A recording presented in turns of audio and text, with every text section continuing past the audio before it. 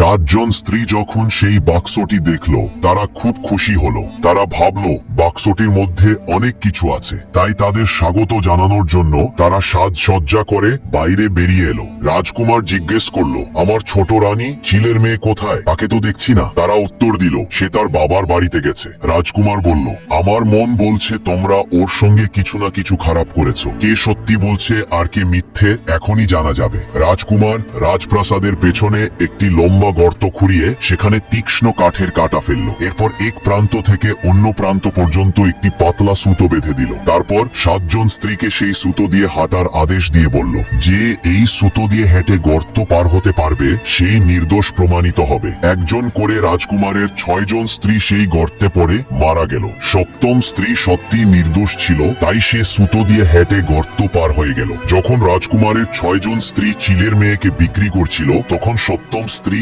রান্নাঘরে রান্না করছিল। সে এই ষড়যন্ত্র সম্পর্কে কিছুই জানত না। রাজকুমার কাঠের বাক্স থেকে চিলের মেয়েকে বাইরে বের করে আনলো এবং 2 জন স্ত্রীকে নিয়ে সুখের জীবন যাপন করতে লাগলো। 6 জন স্ত্রী তাদের কৃতকর্মের শাস্তি পেয়েছিল। এমন আরো গল্প দেখতে চাইলে অবশ্যই চ্যানেলটি সাবস্ক্রাইব করুন।